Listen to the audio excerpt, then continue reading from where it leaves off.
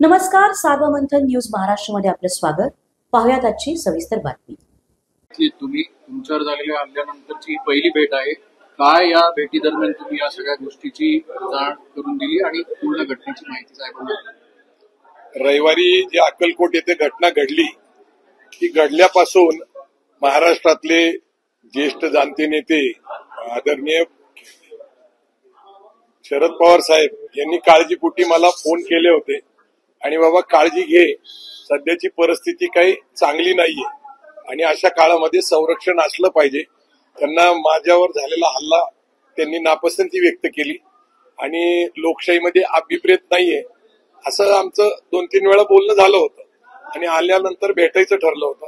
सुदैवाने मी रात्री पुण्यात आलो, आज ते पुण्यात होते म्हणून मी त्यांची भेट घेतली आणि सारा वृत्तांत जो आहे आणि माझा जो संशय आहे की चंद्रकांत बावनकुळे हे प्रदेशाध्यक्ष असताना त्यांचे जे सहकारी आहेत किंवा सातत्याने आपल्याला दिसतंय की माझ्यावर ज्यांनी हल्ला केला ते दीपक काटे यांच्याबद्दल माझं जे मत आहे की दीपक काटे सगळीकडं त्यांना गॉडफादर मानतात आणि दुसरीकडं बावनकुळे हे त्याला मुलासारखं मानतात आणि तू निर्दोष आहे, त्यांच्यावरचे गुन्हे माफ करतात.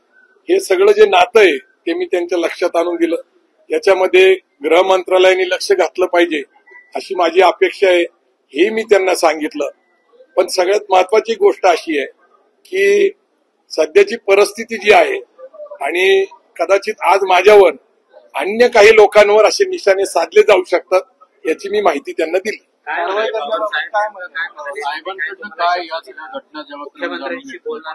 साहेबांनी मला असं सांगितलं की या संपूर्ण परिस्थितीवर मी लक्ष ठेवून आहे, संपूर्ण माहिती घेऊन सरकारला मी माझ्या पद्धतीने ही सगळी माहिती कळवणार आहे. सुरक्षेच्या बाबत जो तुम्हाला सुरक्षा पुरवण्याचा विषय जो आहे तो गेला मला त्यांनी विचारला की बाबा तुम्ही पोलीस संरक्षण का घेत नाही, तर मी म्हणलो माझा अक्कलकोटचा जो अनुभव आहे तो अत्यंत खराब आहे, जिथं गुन्हा घडलेला आहे, माझ्या जीविताला धोका झालेला आहे, अशा ठिकाणी सुद्धा पोलीस सहकार्य करत नाही.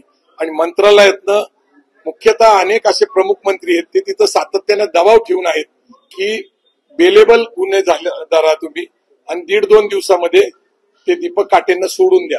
सगळ्यात गंभीर बाब अशी आहे की जी मी सकाळी पत्रकार परिषदेमध्ये सांगितली की जानेवारी महिन्यामध्ये त्याला आर्म ऍक्ट मध्ये बेल मिळालेला आहे आणि खोटी माहिती सरकारच्या वतीने पुरवली गेली की त्याच्यावर पूर्वीचे कुठलेही गुन्हे नाही. आता तो आर्म ऍक्ट जर लागू झाला असता, तो जर जेलमध्ये अधिक काळ राहिला असता तर त्याच्यावर मोका लागला असता.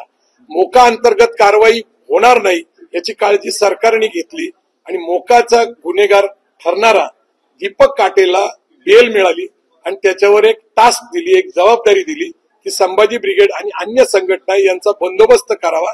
त्याच पद्धतीने त्यांनी 2-3 महिन्यापर्यंत पासून प्रयत्न केले आणि सध्या भारतीय जनता पार्टीमध्ये अशी एक संस्कृती रुजलेली आहे की गुन्हेगारांना प्रतिष्ठा द्यायची आणि सामाजिक कार्यकर्त्यांना संपवायचं, असा माझा अक्कलकोटचा अनुभव आहे.